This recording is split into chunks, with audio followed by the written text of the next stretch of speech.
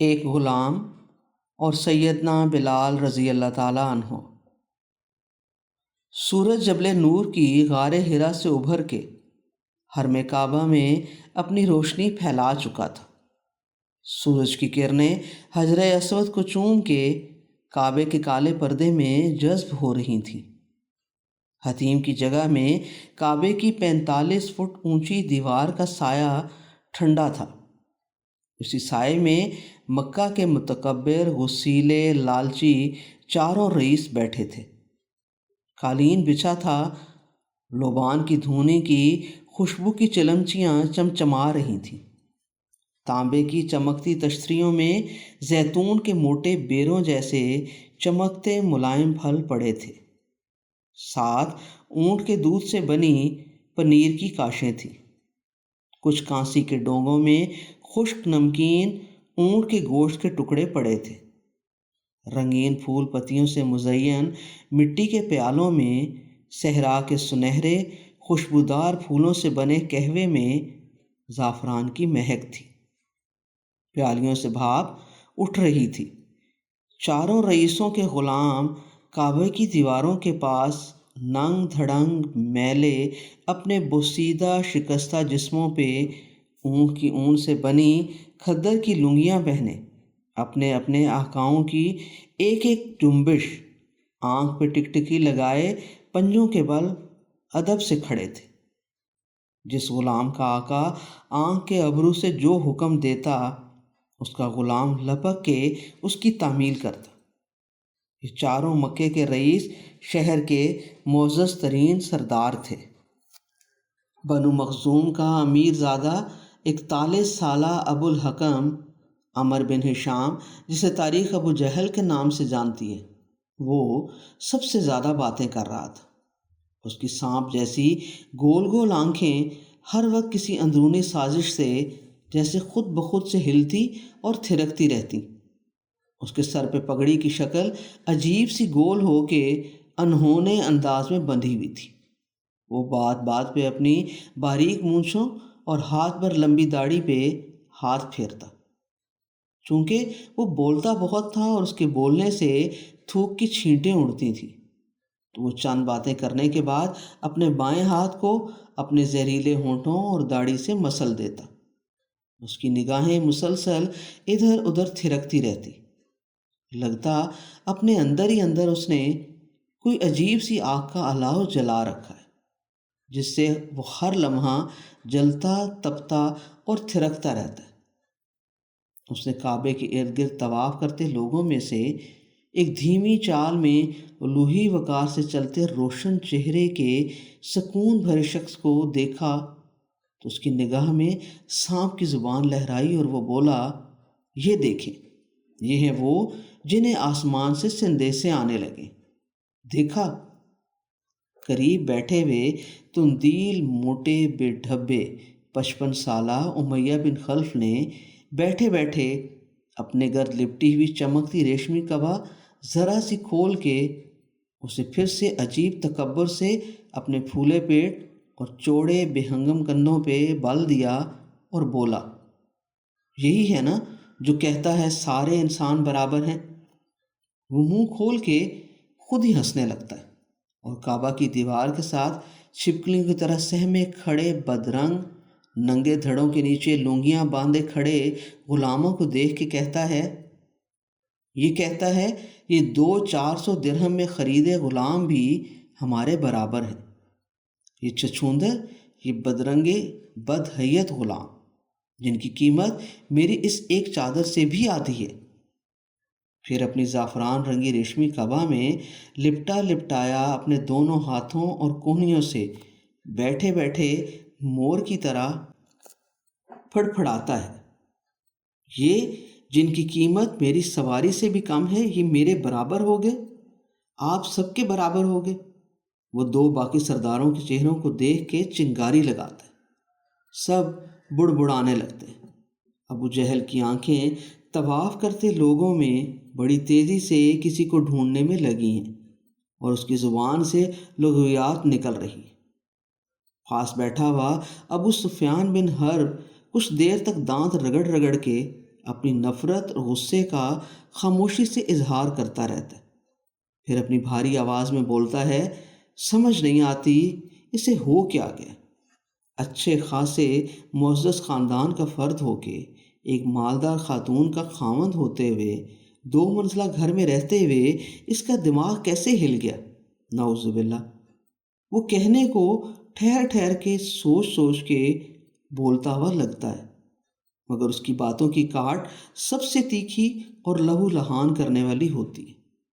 زہر میں ڈوبی، تکبر سے اٹی اور نفرت سے لبریز باتوں سے وہ پھر غلاموں کی طرف دیکھ کے بڑبڑانے لگتا ہے۔ ان جانور قسم کے غلاموں کو مسکرا مسکرا کے دیکھ کے اس نے انہیں بہکا دیا ہے۔ یہ غلام ہمارے برابر ہے؟ وہ اپنی ریشمی قبا کے نیچے چمکتے ہضرمی جوتے کی کنی دیکھ کے کہتا ہے، یہ غلام تو اس جوتے سے بھی کمتر ہیں، انہیں ہماری برابری کا درس دے رہا ہے۔ اور تو اور ان 360 دیوی دیوتاؤں ہمارے سارے خداؤں کے ہوتے ہوئے وہ صرف ایک فقط واحد خدا کو ماننے اور منوانے کی بات کرتا ہے۔ ابو الحکم، وہ ابو جہل کی شرارت سے تھرکتی آنکھوں کی نگاہ کو پکڑ کے پوچھتا ہے، ابو الحکم، کیا مکے کے ہم اشرافیہ اتنے گئے گزرے ہو گئے، اتنے مفلس ہو گئے کہ ہمارے لیے اس نے ایک واحد خدا اللہ چنا ہے؟ اندازہ کرو۔ وہ یہ بات کہہ کے فقط دانت بھینچتا ہے اور اس کے باقی ساتھی دانت کھول کے ہنسنے لگتے۔ ہمارا تو سارا کاروبار چوپٹ ہو جائے گا ابو حنظلہ۔ لوگ سال میں 4 مہینے اس شہر کا رخ کرتے ہیں، یہاں سب کے خدا پڑے ہیں، انہی خداؤں پہ چڑھاوے چڑھانے تو وہ آتے ہیں۔ انہی کے آنے جانے سے تو یہ مکہ عرب کی سب سے بڑی تجارت کا مرکز ہے۔ وہ تو ہمارے پیٹ پہ لات مار رہا ہے۔ ابو سفیان بن حرب کے ساتھ ہنستا ہوا موٹا بے ڈول سرخ چہرے پہ انگاروں جیسی سازشی آنکھوں کی پتلیاں تھر تھرا کے بولنے والا ابو لہب بولتا ہے۔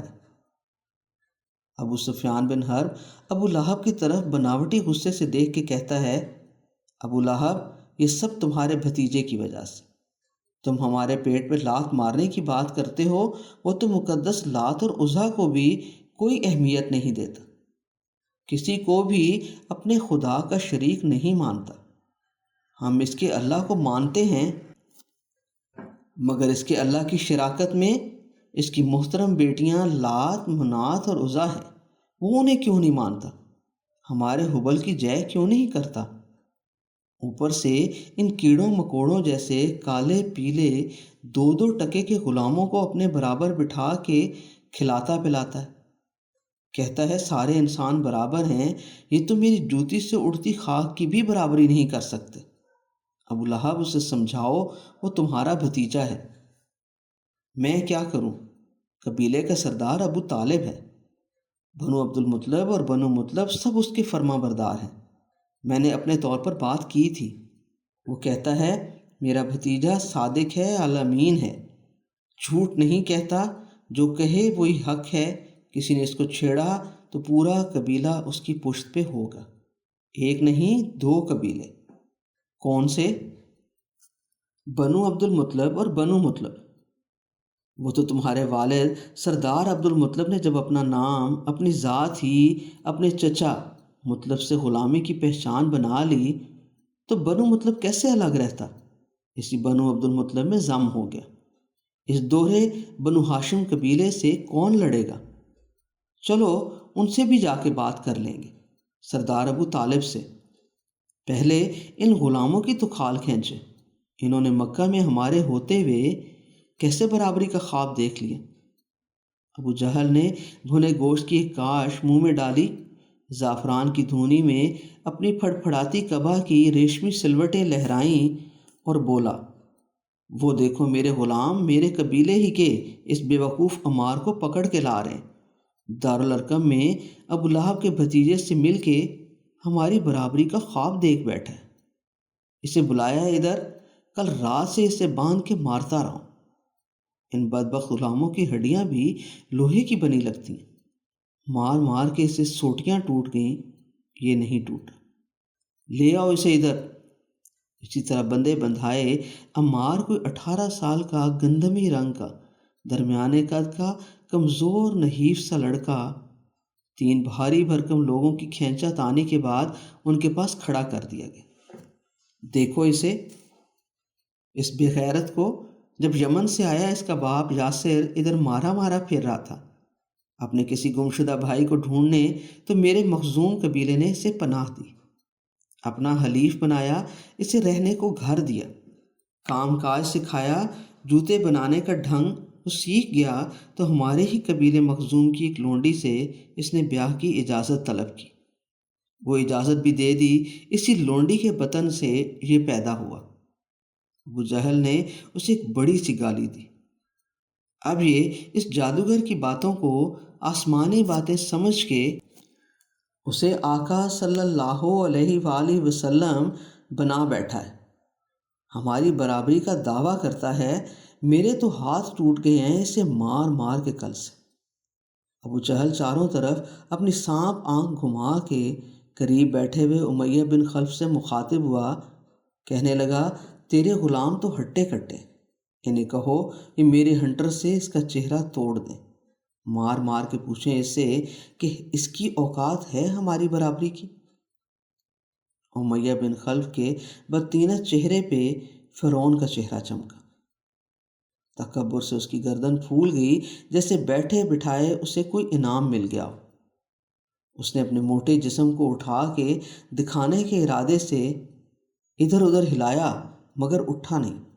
قالین پہ بیٹھے بیٹھے اپنی ریشمی قبا کوہنیوں میں پھڑ پھڑائی اور کعبے کی دیوار سے لگے سہمے کھڑے اپنے غلام کو آواز دی، بلال، بلال ابن رباح۔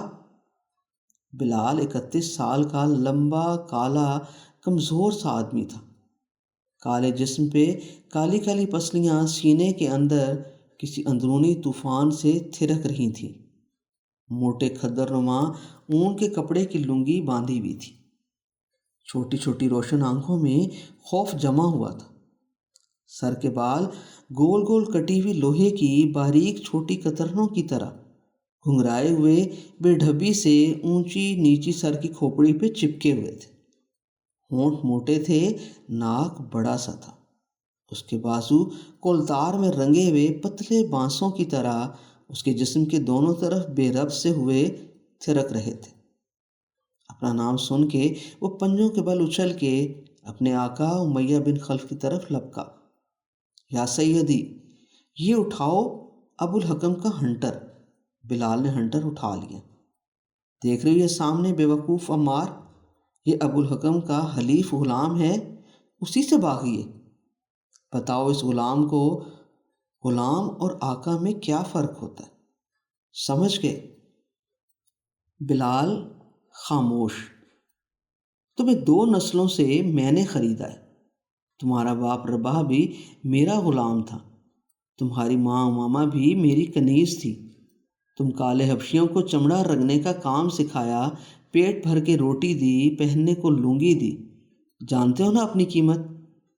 ابھی بازار میں تمہیں ان ابھری بھڑکتی پسلیوں، سوکھی ٹانگوں اور کالے بھدے رنگ روپ کے ساتھ لے جا کے کھڑا کر دوں تو 150 درہم بھی نہ ملے تمہارے، ایک بھیڑ سے بھی کم قیمت ہے تمہاری، اور اس بدراہ کی بھی۔ اس بدبخت عمار کو بتاؤ آقا اور غلام کا فرق، اٹھاؤ کوڑا اور مارو زور سے اس کے منہ پہ، توڑ دو اس کا چہرہ، ناک، آنکھیں، ہونٹ سب لہو لہان کر دو، اس 150 درہم کے غلام کو 50 درہم کا کر دو، مارو پورے زور سے۔ امیہ بن خلف عمار کو غصے سے دیکھتے ہوئے اپنے غلام بلال کو حکم دیے جا رہا تھا۔ اس نے بلال کی طرف دیکھا ہی نہیں کہ بلال کے چہرے کے خد و خال بدل رہے ہیں، آنکھوں میں خون جیسے جم گیا ہے، پشک گالوں کے کھال کے نیچے جبڑے کی ہڈیاں تک تھر تھرا رہی ہیں، لمبے لمبے سانس اس کے سینے میں بھر بھر کے اس کی پسلیوں کو دھونکی کی طرح دھنکائے جا رہے، اس کے جسم کے روئیں روئیں کھڑے ہونے لگے، اور ہاتھ میں پکڑا ہوا ہنٹر اس کے ہاتھ میں ڈھیلا ہو رہا ہے۔ عمار رضی اللہ تعالیٰ عنہ بلال کے چہرے کے بدلتے خد و خال دیکھ رہا تھا، وہ رسیوں سے بندھا ٹکٹکی لگائے بلال کے سامنے بلال کی بدلتی ہوئی شکل کو دیکھ کے سہم رہا تھا اور آنکھوں آنکھوں میں اسے کہہ رہا تھا، مارو مجھے، مارو۔ ابھی 2 دن پہلے ہی دونوں ایک ساتھ دار ارقم میں آقا صلی اللہ علیہ وآلہ وسلم سے ملنے گئے تھے۔ دونوں اس دروازے پہ چھپتے چھپاتے پہنچے تھے۔ بلال نے عمار سے پوچھا تھا، کیسے آئے ادھر؟ عمار رضی اللہ تعالیٰ عنہ نے یہی سوال بلال رضی اللہ تعالیٰ عنہ سے کر دیا، تم بتاؤ تم کیوں آئے؟ بلال نے کہا، میں نے آقا صلی اللہ علیہ وآلہ وسلم سے ملنا ہے۔ عمار رضی اللہ تعالیٰ عنہ نے بھی یہی جواب دیا۔ پھر دونوں صفا کے پاس تنہا کھڑے گھر میں خاموشی سے آقا صلی اللہ علیہ وآلہ وسلم سے ملے تھے اور ان کے ہاتھوں کو چوم کے کہا تھا، لا الہ الا اللہ محمد الرسول اللہ۔ عمار رضی اللہ تعالیٰ عنہ کی چوری پکڑی گئی تھی اور بلال رضی اللہ تعالیٰ عنہ کی چوری ابھی پکڑے جانے والی تھی۔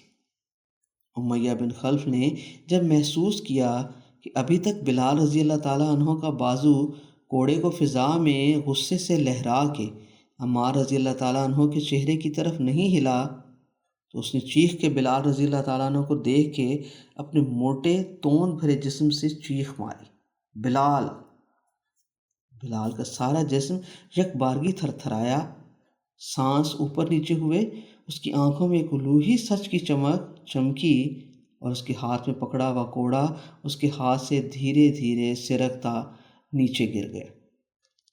امیہ بن خلف تو آتش فشاں پہاڑ کی طرح تھر تھرا کے اٹھا۔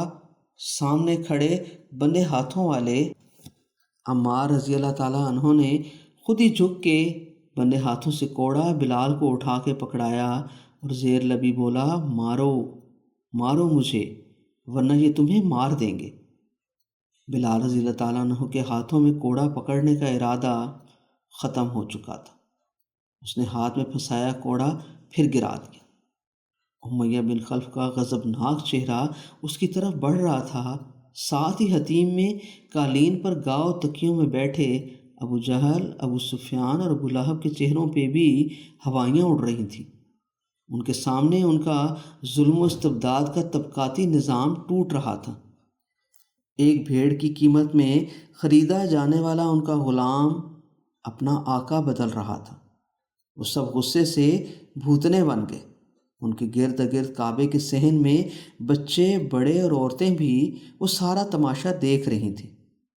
ان کی برس ہا برس کی بے بس مظلوم لوگوں پہ حکومت کی بنیاد ڈگمگا رہی تھی۔ ابو جہل نے اپنی قوم مخزوم کے لوگوں کو اشارے سے پاس بلایا اور عمار رضی اللہ تعالیٰ عنہ کو گردن میں رسی باندھ کے ریت اور پتھروں بھرے حرم کے صحن میں کھینچ کے دور صفا کی چٹیل پہاڑی کی طرف لے جانے کو کہا، جہاں سورج دن کے پہلے حصے میں ہی پتھروں کو گرم کر کے ان پر کھینچے لیے جانے والے جسم کی کھال اتارنے لگتا ہے۔ امیہ بن خلف نے اپنے چوڑے بیل جیسے چہرے پہ بکھری داڑھی کو دونوں ہاتھوں سے رگڑا، اپنے سینے کے ریشمی لبادے سے نکلے ہوئے بالوں کے پسینے کو پونچھا اور بلال رضی اللہ تعالیٰ عنہ کے قدموں میں اس کے ہاتھوں سے گرے چمڑے کا ہنٹر اس کی گردن پہ لپیٹا اور اسے کھینچتے ہوئے کعبہ کے صحن میں آب زمزم کے کنویں کے پاس صاف اور نائلہ کے بتوں کے قریب قربان کیے جانوروں کے خون اور غلاظت کے ڈھیر کے ساتھ چیونٹیوں، چھچڑوں اور مکھیوں نے سے اٹے پتھروں پہ جا لٹایا اور ہنٹر مار مار کے اپنا سانس پھلا لیا۔ پھر اس نے بھی اپنے قبیلے کے لوگوں اور بچوں کو بلا کے بلال رضی اللہ تعالیٰ عنہ کی گردن میں رسی ڈال کے اسے کعبہ کی حدود کے باہر گرم پتھروں پہ گھسیٹے لیے پھرنے کے لیے بھیج دیا۔ کئی دن تک بلال رضی اللہ تعالیٰ عنہ بھوکھا پیاسا کعبہ کے صحن کے باہر ریت اور پتھروں میں ایک موذی جانور کی طرح مارا جاتا رہا۔ دھوپ سر پہ آ جاتی، پتھروں کی چٹان آگ کی طرح دہک جاتی تو اس پہ بلال رضی اللہ تعالیٰ عنہ کے پتلے ٹوٹے شکستہ پیاسے جسم کو لٹا کے اس کے پیٹ پہ ایک گرم بھاری پتھر لا کے رکھ دیا جاتا۔ بلال رضی اللہ تعالیٰ عنہ کے ہونٹوں، ناک، منہ، آنکھوں میں ریت گھس جاتی، پھر اسے اس گرم ریت اور اس میں موجود نوکیلے سنگریزوں پہ مردہ جانور کی لاش کی طرح کھینچا جاتا۔ اس کا سارا چہرہ، گردن، کندھے، سینہ، کمر، پیٹ اور ٹانگیں زخم زخم ہو گئی۔ زخموں پہ مکھیاں بھن بھن آتی۔ بلال رضی اللہ تعالیٰ عنہ میں مکھی اڑانے کی بھی ہمت نہ رہی۔ آنکھوں میں بظاہر زندگی کا نور بجھتا محسوس ہوتا، مگر خدا جانے کہ اس آسمانی نور کو بلال رضی اللہ تعالیٰ عنہ کی آنکھیں بسا بیٹھی تھیں کہ اس کی آنکھوں کی بتیاں نہ بجھیں۔ آنکھیں بند ہو گئیں، جسم بے سدھ ہو گیا، سانس رک رک کے آنے لگا۔ اس کی بے رحم آقا امیہ بن خلف کو وہم ہوا کہ بلال مر گیا ہے۔ اس نے شاید سوچا ہو کہ اس کے 150 درہم ڈوب گئے۔ اتنے میں خوشبو کا ایک جھونکا آیا۔ ابو بکر رضی اللہ تعالیٰ عنہ آ گئے۔ سیدنا ابو بکر رضی اللہ تعالیٰ عنہ نے امیہ بن خلف سے کہا، کچھ تو انسانیت کا بھرم رکھو۔ انسان کو جس طرح تم مارتے ہو، ایسے تو ہمیں جانوروں کو بھی گھائل کرنے کا حکم نہیں۔ امیہ بن خلف اور ہاتھ الٹا مار کے بولا، چپ رہو، سارا فساد تمہارے دوست کا ہے۔ کیسے ہمارے غلاموں کو ہم سے باغی کیا ہے، دیکھو، سانس اسے نہیں آتی، مگر کان لگا کے سنو تو احد احد کہہ کے سانس باہر نکالتا ہے۔ مرا نہیں، ابھی مرنے والا ہے۔ سیدنا ابو بکر رضی اللہ تعالیٰ عنہ بولے، امیہ، اپنے اس غلام کو مار کے تمہیں کیا ملے گا؟ اسے میرے ہاتھ بیچ دو۔ تم ایک لاش خریدو گے؟ امیہ بولا، خریدوں گا۔ لاش ہوئی تو 100 درہم، زندہ ہوا 200۔ امیہ بن خلف ٹوٹے خون میں لت پت زخمی، ریت میں جمے خون سے لتھڑے پتھروں پہ گرے پڑے جسم کے پاس جھک کے کان لگا کے سننے لگا۔ بلال کا سانس رکا ہوا تھا۔ امیہ کہہ رہا تھا، بلال سانس لو۔ اس سے بلال رضی اللہ تعالیٰ عنہ کے ایک سانس سے 100 درہم کا فائدہ پہنچ سکتا تھا۔ بلال رضی اللہ تعالیٰ عنہ نے پتہ نہیں کب سے اپنی روح کے اندر کھینچا ہوا روشنی کا سانس باہر کھینچا۔ اس کے گرے پڑے ریت میں دھنسے چہرے کے ٹوٹے لہو لہان ہونٹ ہلے، تھوڑی سی ریت اڑی اور آواز آئی، احد۔ اور امیہ جو پہلے ہی یہ آواز سن کے کوڑے مارتا تھا، سیدنا ابو بکر رضی اللہ تعالیٰ عنہ کا کندھا ہلا کے چہک کے بولا، لاش میں سانس ہے، پورے 200 درہم لوں گا۔ سیدنا ابو بکر رضی اللہ تعالیٰ عنہ نے تھیلی کھول کے گن کے پورے 200 درہم امیہ کو پکڑائے، اور سیدنا ابو بکر رضی اللہ تعالیٰ عنہ کے ساتھ آئے ہوئے زید رضی اللہ تعالیٰ عنہ اور عامر بن فہیرہ رضی اللہ تعالیٰ عنہ نے گرے ہوئے بلال رضی اللہ تعالیٰ عنہ کو بازوؤں میں اٹھا لیا۔ بلال رضی اللہ تعالیٰ عنہ کو اٹھا کے وہ سیدنا ابو بکر رضی اللہ تعالیٰ عنہ کے پیچھے پیچھے چلنے لگا۔ امیہ بن خلف نے 200 درہم کی تھیلی اپنے ریشمی لبادے کے نیفے میں اڑسی اور ہنستے ہوئے دور جاتے سیدنا ابو بکر رضی اللہ تعالیٰ عنہ کو آواز دے کر بولا، ابن قحافہ، میں تو تمہیں سمجھدار تاجر سمجھتا تھا۔ جس لاش کو تم 200 میں خرید کے لیے جا رہے ہو، اسے تو میں 100 سے بھی کم میں بیچ دیتا۔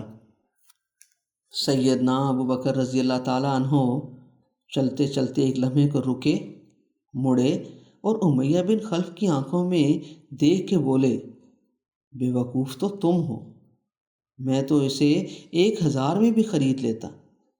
تمہیں پتہ ہی نہیں اس بلال رضی اللہ تعالیٰ عنہ کی قیمت کیا ہے، اس کے سامنے تو یمن کی بادشاہت بھی ہیچ ہے۔ سیدنا ابو بکر رضی اللہ تعالیٰ عنہ بلال رضی اللہ تعالیٰ عنہ کو آقا صلی اللہ علیہ وآلہ وسلم کے پاس لے گئے اور بولے، آقا صلی اللہ علیہ وآلہ وسلم، میں نے آپ کا غلام خرید کے آزاد کر دیا، اب یہ کسی کا غلام نہیں سوائے آپ کے۔ آقا صلی اللہ علیہ وآلہ وسلم کی آنکھوں میں بلال رضی اللہ تعالیٰ عنہ سے محبت کے آنسو تڑپ رہے تھے۔ وہ بلال رضی اللہ تعالیٰ عنہ جو آنے والی زندگی میں آقا صلی اللہ علیہ وآلہ وسلم کا بہت قریبی مشیر اور وزیر بنا۔ مدینہ میں اسلامی سلطنت کی پہلی مسجد جب بنی تو اس کا مؤذن بنایا گیا۔ فتح مکہ کے وقت اسی بلال رضی اللہ تعالیٰ عنہ نے کعبہ کی چھت پہ کھڑے ہو کے اللہ کی وحدانیت کا اعلان کیا۔